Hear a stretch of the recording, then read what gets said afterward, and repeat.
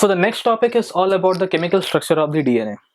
हम लोग उन इसके पहले जो टॉपिक्स हम पढ़े हैं उसमें हम क्रोमोसोम के बारे में जाने, टाइप ऑफ क्रोमोसोम के बारे में जाने। अब क्रोमोसोम के अंदर जाएंगे और जब क्रोमोसोम के जब अंदर जा रहे हैं तो मैं तुम्हें पहले ही बोला हूं कि जो क्रोमोसोम के अंदर में क्या प्रेजेंट होता है, डीएनए का स्ट्रैंड्स प्रेजेंट होता है। अब उस डीएनए के बारे में बात करेंगे। तो धीरे धीरे हम डेप्थ में जा रहे हैं। डीएनए के बारे में जानना भी बहुत जरूरी है बिकॉज इससे आपका टोटल मतलब जो क्रोमोसोम आपको समझ में आएगा कि क्रोमोसोम फंक्शन कैसे करता है। So the next topic is all about the chemical structure of the DNA. अब डीएनए में क्या प्रेजेंट होता है, जो आपका क्रोमैटिन फाइबर्स होते हैं, हम जानते हैं कि ये जो क्रोमैटिन फाइबर्स है ये ही कंडेंस करेंगे और क्रोमोसोम में कन्वर्ट होंगे, राइट? और ये कंडेंस कब करते हैं? During the time of cell division. So the chromatin fibre like contains or they are made up of two things. सबसे पहला है डीएनए जो कि टोटल क्रोमैटिन फाइबर्स का 40% कॉन्स्टिट्यूट करता है, and the second is histone protein, histone proteins जो कि 60% कॉन्स्टिट्यूट करता है।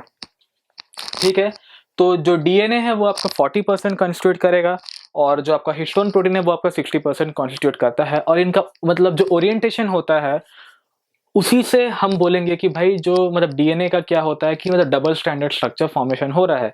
और जो डीएनए का जो स्ट्रक्चर है that was first discovered by James Watson and Francis Crick, Watson and Crick. इसको सबसे पहले इसका जो स्ट्रक्चर है जो हम बोलते हैं, आगे जाके हम ये चीज पढ़ेंगे, semi conservative model of DNA. Okay, जो आपका सेमी कंजर्वेटिव नेचर है, जो आपका स्पाइरल शेप मतलब डबल हेलिकल मॉडल है जो डीएनए का, वही उसका स्ट्रक्चर है। And the structure was discovered by James Watson and Francis Crick in 1953। और इस महान सा डिस्कवरी के लिए उनको मिला बाबा जी का टंकोरा। नहीं, इस महान सा डिस्कवरी के लिए उनको क्या मिला? नोबेल प्राइज मिला इन 1953। ओके, सो जो डीएनए और हिस्टोन प्रोटीन का ओरिएंटेशन कैसे होता है, देखिए डीएनए का स्ट्रैंड जो प्रेजेंट होगा, डीएनए का जो डबल हेलिकल स्ट्रैंड प्रेजेंट होता है, इस स्ट्रैंड के चारों तरफ में क्या होगा? There are histone proteins present. Okay, और एक मतलब हेलिक्स के चारों तरफ में there are 8 histone proteins present. 8 histone proteins का जो स्ट्रैंड होगा, 8 हिस्टोन प्रोटीन्स होगा, वो डीएनए के हेलिक्स के चारों तरफ में कॉन्स्टिट्यूट करेगा and together they form a structure called as nucleosome. Together they form a structure called as nucleosome. Okay, और ये जो हिस्टोन है इसको मतलब न्यूक्लियोसोम में बोला जाता है भाई हिस्टोन ऑक्टामर। क्या बोलेंगे? Octamer, because 8 histone proteins are surrounded inside a single helical so inside uh, uh, so 8 histone proteins are surrounded inside a double helical form of the DNA forming a structure called as nucleosome। जरूरी नहीं कि सिर्फ 8 ही हो, ऐसा बहुत सारा होता है, लेकिन 8 मिल के ऑक्टामर बनाएगा। 8 हिस्टोन प्रोटीन्स और जो डीएनए का जो स्ट्रैंड्स है वो आपस में मतलब मिल के क्या बनाता है? हिस्टोन ऑक्टामर बनाता है। अब जो आपका क्रोमैटिन फाइबर का जो स्ट्रक्चर है उसको मतलब समझने के लिए मैं एक एग्जांपल लेता हूँ। Let me take a wire first. Okay, सोचिए ये आपका डीएनए है, ठीक है? ये जो पूरा वायर है, ये जो पूरा मतलब वायर आपका डीएनए है। ओके, डबल हेलिक्स के फॉर्म में तो मैं अभी यहाँ पे आपको दिखा नहीं सकता हूँ, बट जस्ट थिंक, तो इससे आपको समझ में आएगा एक्चुअली कि जो क्रोमैटिन फाइबर है वो दिखता कैसा है। ठीक है, so this is a DNA. अब ये जो डीएनए है इसके चारों तरफ में क्या है? हिस्टोन प्रोटीन्स प्रेजेंट है। अब 8 हिस्टोन प्रोटीन का एक ऑक्टामर बना। सोचिए, दिस इज द ऑक्टामर।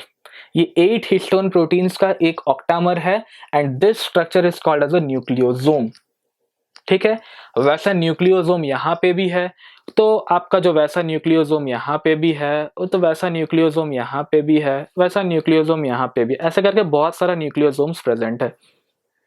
ठीक है, सो 8 हिस्टोन प्रोटीन्स का ऑक्टामर डीएनए के साथ मिलके भाई न्यूक्लियोसोम बनाता है। ये न्यूक्लियोसोम का स्ट्रक्चर ऐसा मैं आपको दिखा रहा हूं। अब सोचिए ये जो न्यूक्लियोसोम है ये क्या करेगा? ये पूरा स्ट्रैंड, ये पूरा डीएनए स्ट्रैंड में स्प्रेड है। अब आप विजुअलाइज करो, यहाँ एक न्यूक्लियोसोम है, यहाँ पे एक है, यहाँ पे एक है, यहाँ पे एक है, यहाँ पे एक है, यहाँ पे एक है, ऐसे बहुत सारा न्यूक्लियोसोम्स प्रेजेंट है। ठीक है, तो ये जो स्ट्रक्चर है, ये स्ट्रक्चर में क्या प्रेजेंट है? डीएनए प्रेजेंट है और आपका न्यूक्लियोसोम प्रेजेंट है। Now this forms a coil, ये कंडेंस करेगा और ये एक कॉइल लाइक स्ट्रक्चर में कन्वर्ट हुआ। देखिए ये कॉइल लाइक स्ट्रक्चर में कन्वर्ट हुआ। तो पहले मैं जो आपको दिखा रहा था, यहाँ पे एक न्यूक्लियोसोम था, यहाँ पे एक न्यूक्लियोसोम था, वो पास पास आ गए होंगे, सो दे आर कॉइल्ड। ये क्या हुआ? सबसे पहले कॉइल हुआ, अब ये और कंडेंस किया and they form a super coil like structure.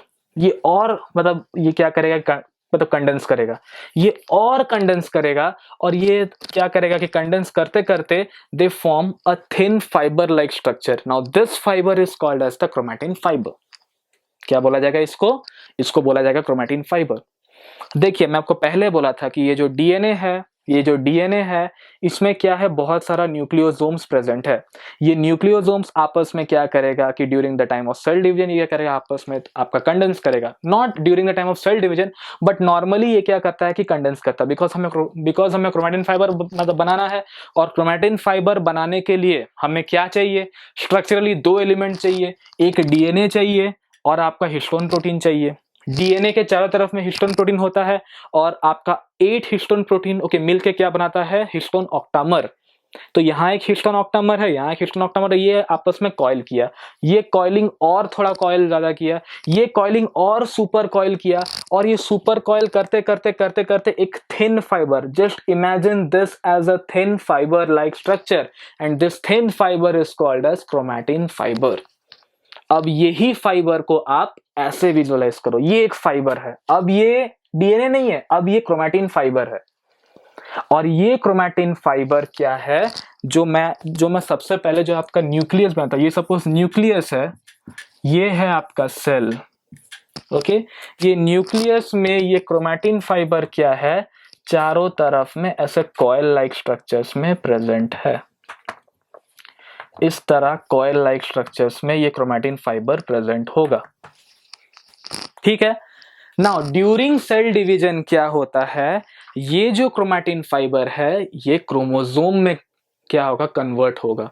ये क्रोमैटिन फाइबर और कंडेंस करेगा और क्रोमोसोम में कन्वर्ट होगा। कैसे कन्वर्ट होगा? देखिए ये क्रोमैटिन फाइबर्स ऐसे आपस में कॉइल किया, ये एक कॉइल किया, देखिए ये एक क्रोमैटिड, ये दूसरा क्रोमैटिड, दिख रहा है आपको क्रोमैटिड दोनों।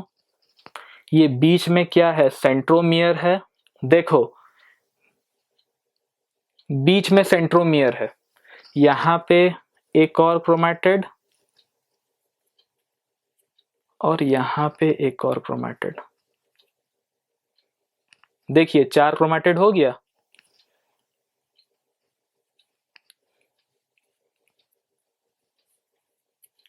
जस्ट आपको मतलब विजुअलाइज करना है तो आपको समझ में आएगा। देखो ये एक क्रोमैटिड, ये दूसरा क्रोमैटिड, ये आपका तीसरा क्रोमैटिड, ये आपका चौथा chromatid, okay. This forms a chromosome.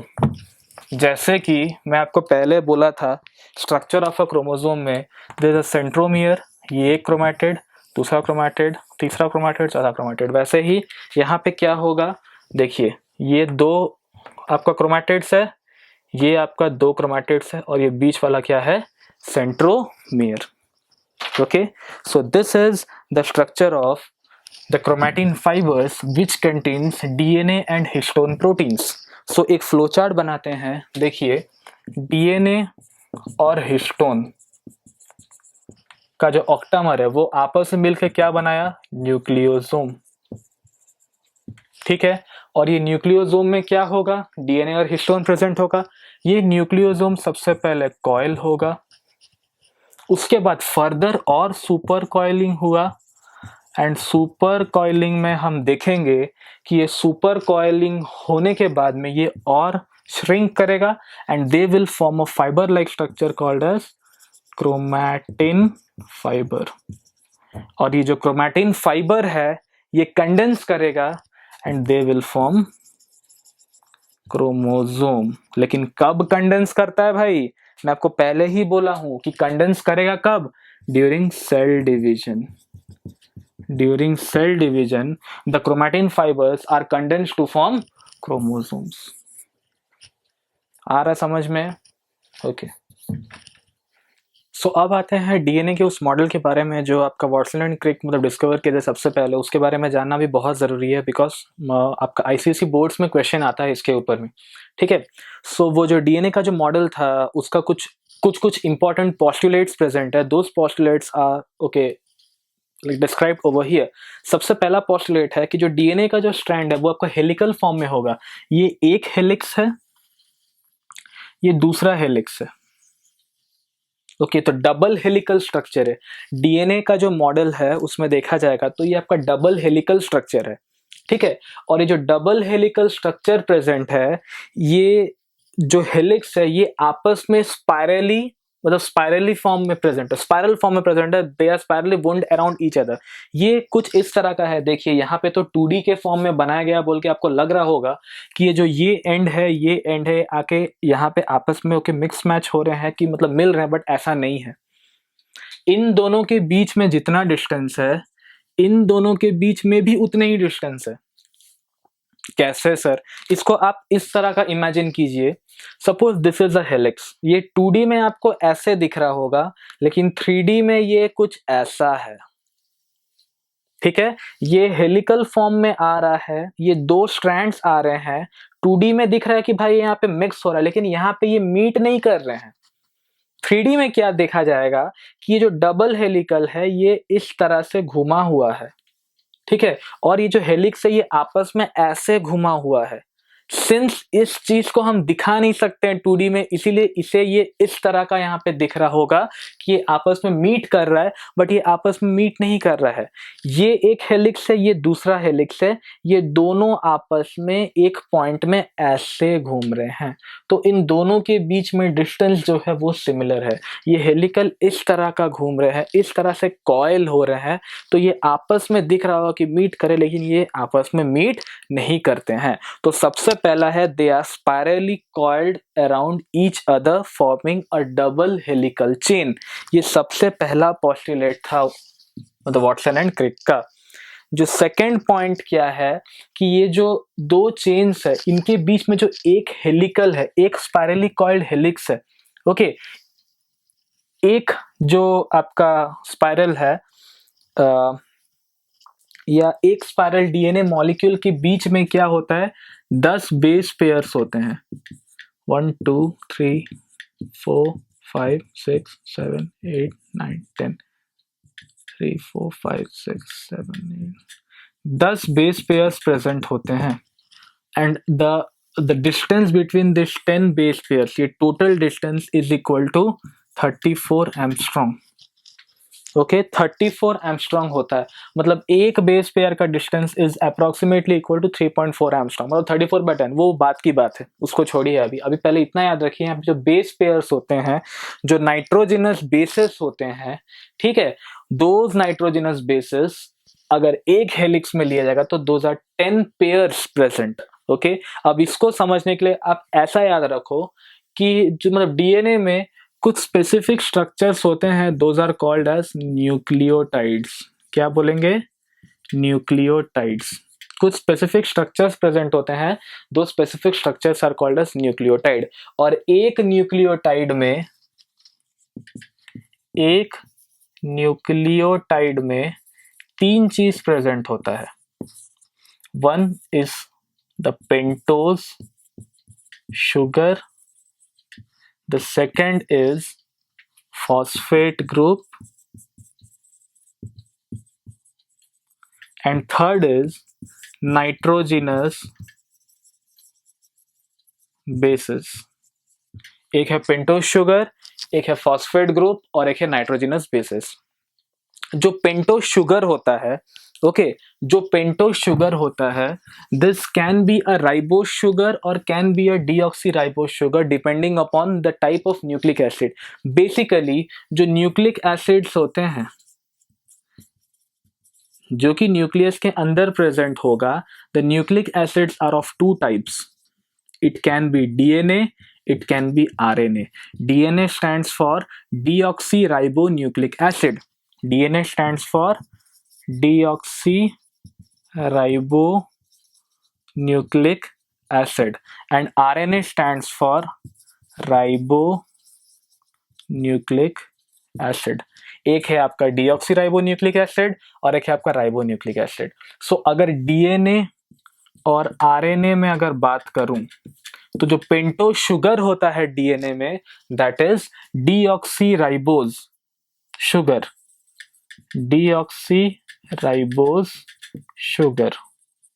और जो आरएनए होता है दैट इज राइबोज शुगर. ये डीऑक्सीराइबोज है, ये राइबोज शुगर है. इसका स्ट्रक्चर कुछ इस तरह दिखता है. ये है pentose sugar, 5 carbon. This is like carbon number 1, carbon number 2, carbon number 3, यहाँ पे आपका कार्बन नंबर 4 और यहाँ पे कार्बन नंबर 5. ये आगे जाके आप क्लास 10 में जब ऑर्गेनिक केमिस्ट्री पढ़ोगे वहां पे आप क्लोज कंपाउंड्स के बारे में पढ़ोगे तो आपको ये स्ट्रक्चर समझ में आएगा. अभी फॉर द टाइम बिंग आप देखो और समझो. 5 कार्बन कंटेनिंग कंपाउंड है. यहाँ पे हर एक टर्मिनल एक कार्बन है. यहाँ पे एक कार्बन है, यहाँ पे एक कार्बन है, यहाँ पे कार्बन नंबर 3, यहाँ पे कार्बन नंबर 4 और यहाँ से एक ब्रांचिंग हुआ that is called as the carbon number 5. तो डीएनए में भी यही होता है, आरएनए में भी यही होता है. बस सेकेंड कार्बन में क्या होता है, ऑक्सीजन अगर प्रेजेंट है दैट इज राइबोज शुगर, और अगर ऑक्सीजन को मैं अगर निकाल देता हूं then that is deoxyribose sugar. Next जो फॉस्फेट ग्रुप होता है, this is actually a group called as H3PO4. ये दोनों में कॉमन है H3PO4. और ये जो H3PO4 जो फॉस्फेट ग्रुप है, देखिए ये है डीएनए का और ये है आरएनए का. और ये जो H3PO4 ग्रुप जो आपका फॉस्फेट ग्रुप होता है, ये आपका कंपलसरी है कि 5th कार्बन के साथ में अटैच होगा. ठीक है, ये जो आपका फॉस्फेट ग्रुप होता है ये आपका 5th कार्बन के साथ में अटैच होगा.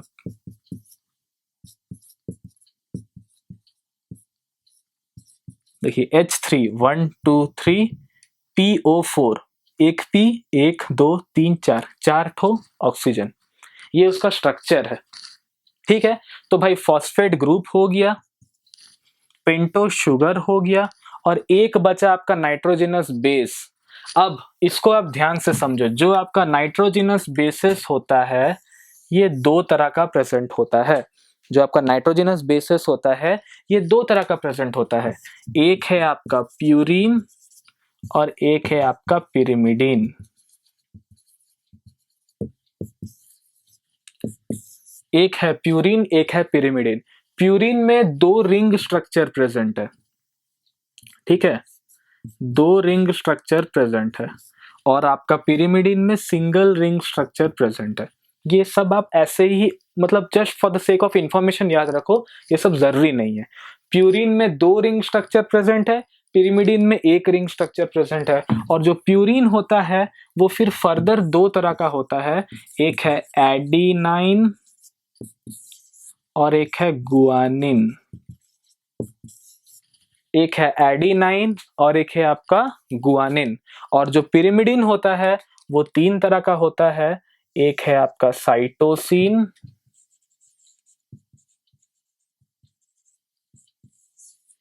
एक है थाइमिन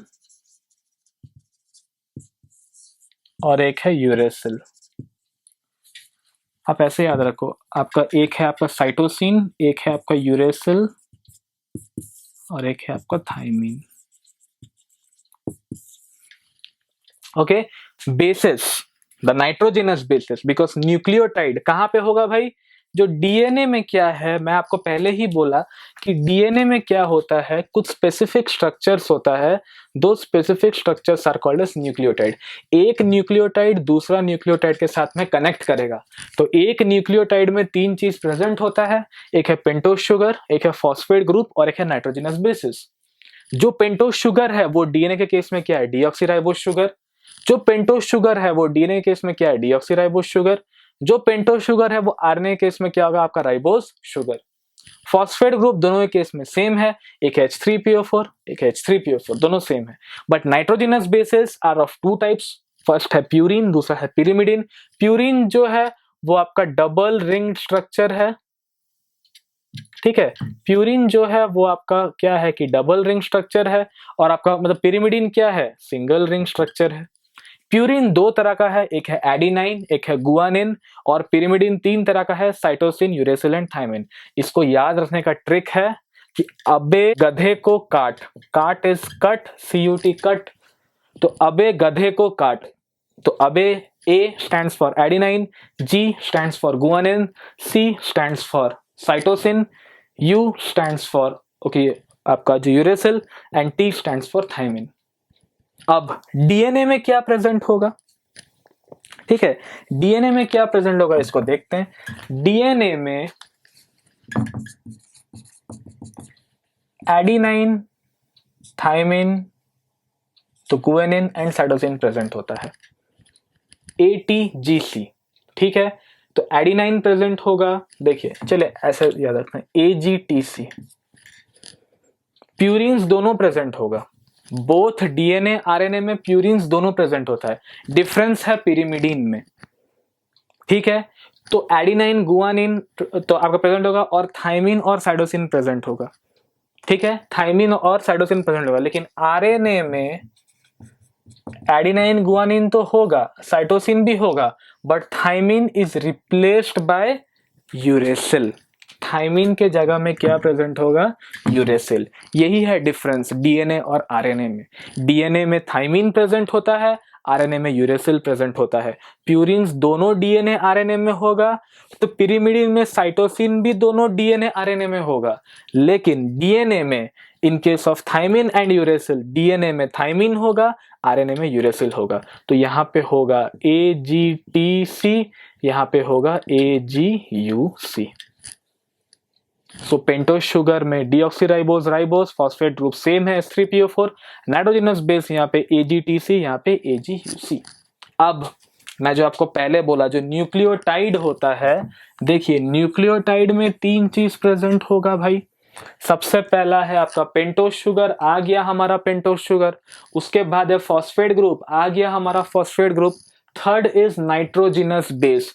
अब nitrogenous base is attach to the first carbon, ये है N2 बेस।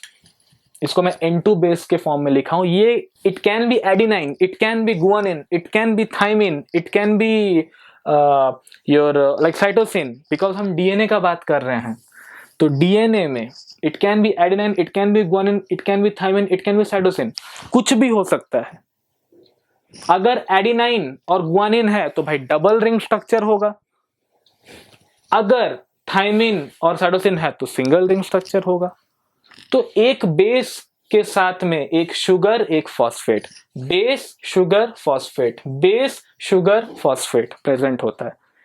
अब बेस और जो आपका फॉस्फेट ग्रुप है वो फर्स्ट कार्बन के साथ में बॉन्ड बनाएगा, और फॉस्फेट ग्रुप और जो आपका जो बेस और आपका पेंटोस शुगर है वो फर्स्ट कार्बन के साथ में बॉन्ड बनेगा, और आपका पेंटोस शुगर और फॉस्फेट ग्रुप जो है वो आपका फिफ्थ कार्बन के साथ में बॉन्ड बनता है।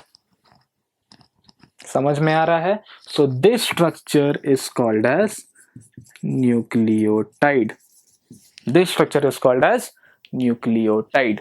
अब हम लोग जानते हैं कि अब हम लोग ये चीज जानेंगे कि डीएनए का स्ट्रैंड्स कैसे बनता है। देखो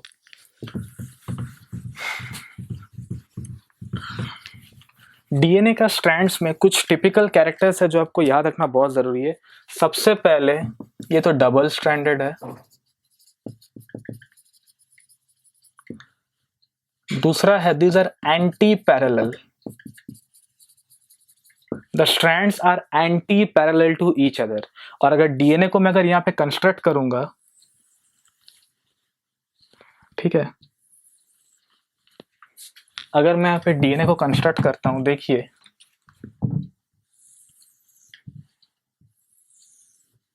एक स्ट्रैंड का जो टर्मिनल पॉइंट्स होता है, ओके, उसको हम लोग एक अगर स्टार्ट होगा फ्रॉम 5 टर्मिनल टू 3 टर्मिनल, तो दूसरा होगा फ्रॉम 3 टर्मिनल टू 5 टर्मिनल। ये क्या होता है ये मैं आपको समझाता हूँ। देखिए न्यूक्लियोटाइड तो हम ट्रेस आउट कर दिए, मैं बोला कि भाई एक न्यूक्लियोटाइड दूसरे न्यूक्लियोटाइड के साथ बॉन्ड बनाएगा, तो एक न्यूक्लियोटाइड में 3 चीज है।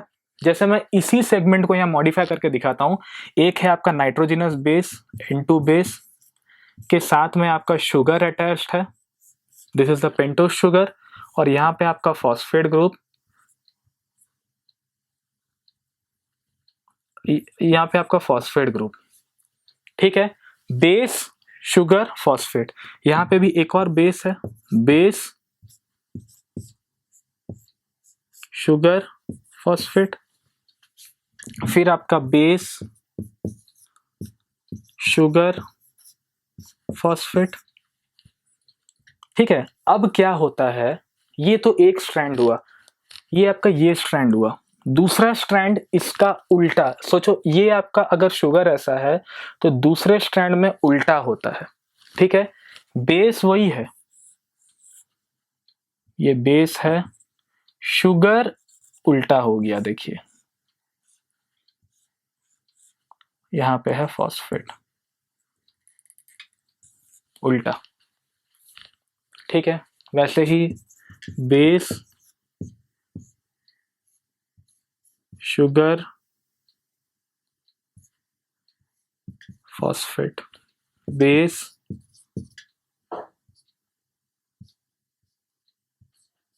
Sugar phosphate. ये उल्टा क्यों हुआ, इसका भी रीजन है, because of the bonding between this base and this base.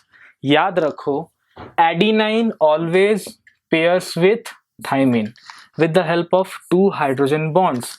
ये दो, देखिए ये जो दो बेसेस है इसके बीच में जो बॉन्ड होगा that is called as hydrogen bond, उसको हम क्या बोलेंगे, hydrogen bond.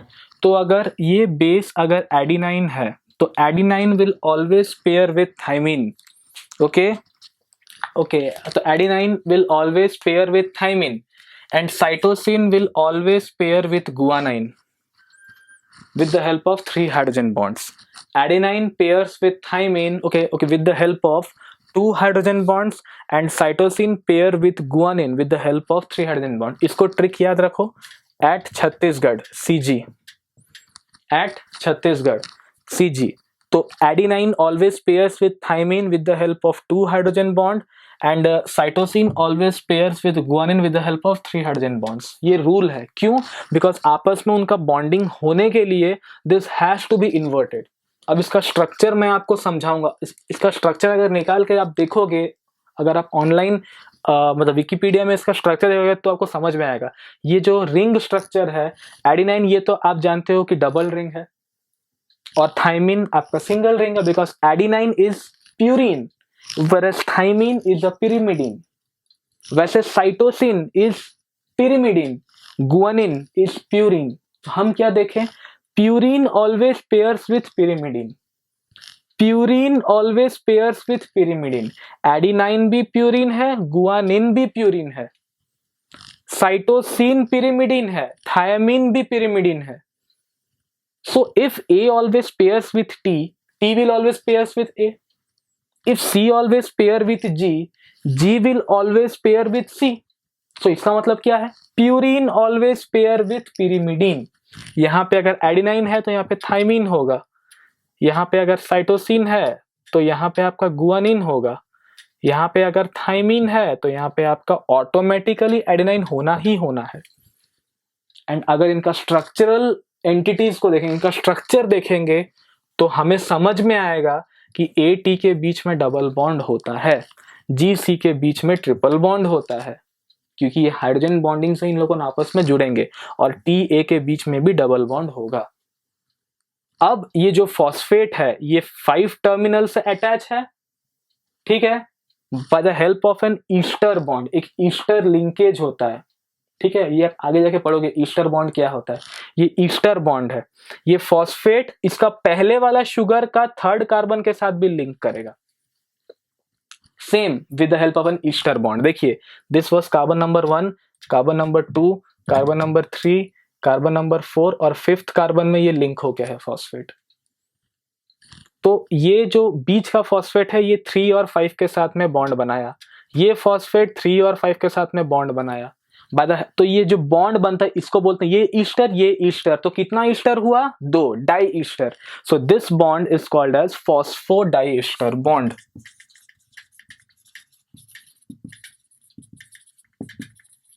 Phosphodiester bond.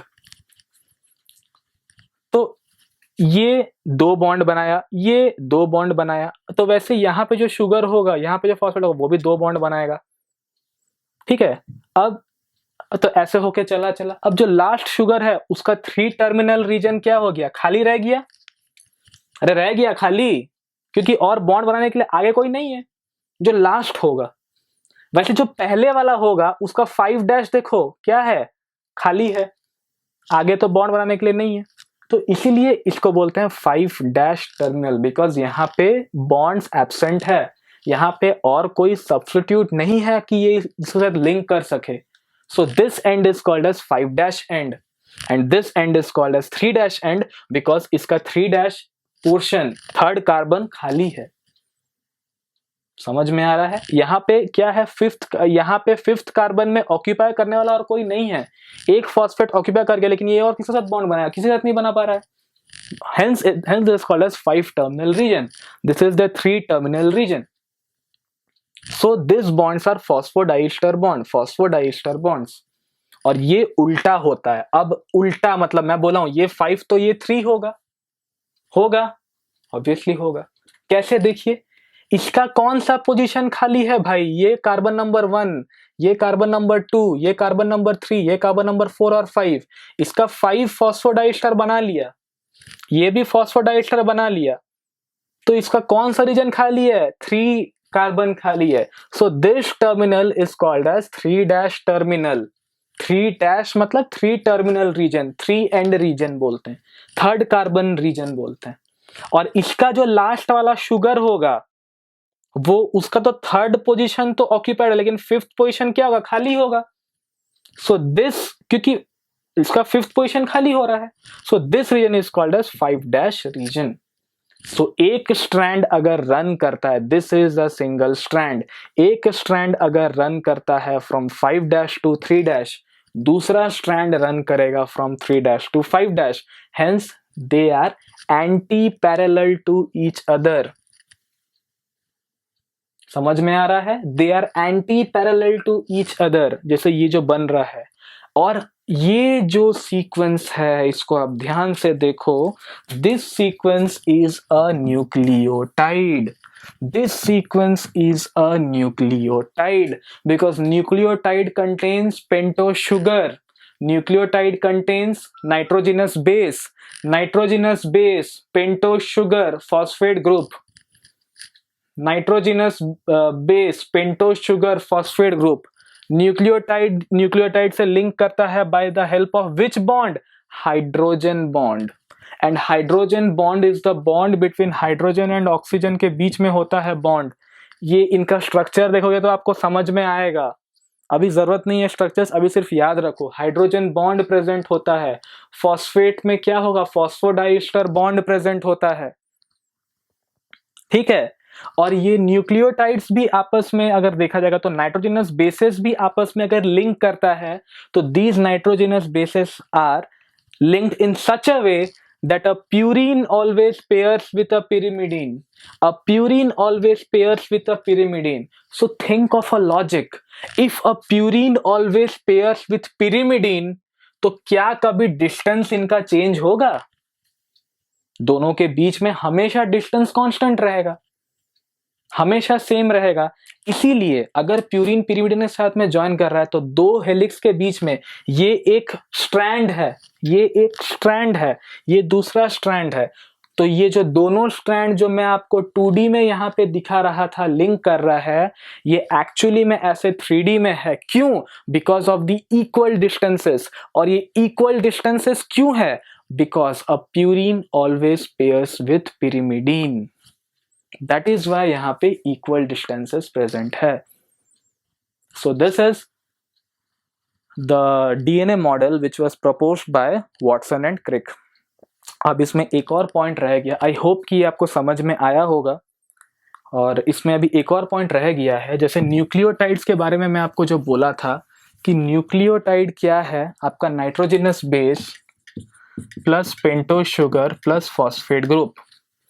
Okay, तो ये जो तीनों स्ट्रक्चर्स है इसको हम लोग को मिला के क्या बोलते हैं, न्यूक्लियोटाइड। तो आपका nitrogenous base plus pentose sugar plus phosphate group is called as nucleotide.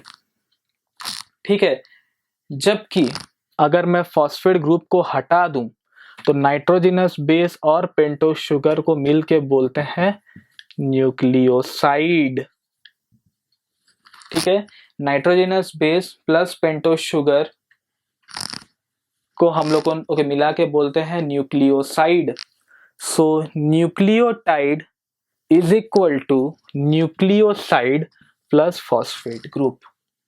Nucleotide is equal to nucleoside plus phosphate group, because nucleoside में दो चीज है, नाइट्रोजनस बेस भी है और पेंटोज शुगर भी है।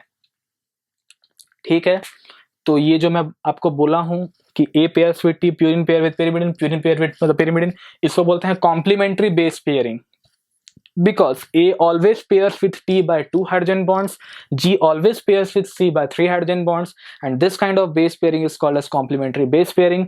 Notes में आपको एक डायग्राम मिलेगा, ओके नीचे के तरफ में, वहां पे आप देख सकते हो जो डायग्राम मैं यहाँ पे ड्रॉ किया हूँ वही चीज वहां पे है। एक स्ट्रैंड सीधा है, एक इन्वर्टेड है, because of the type of pairing between purines and pyrimidines। सो एक रन कर रहा है फ्रॉम 5' to 3', दूसरा रन करेगा फ्रॉम 3' to 5'।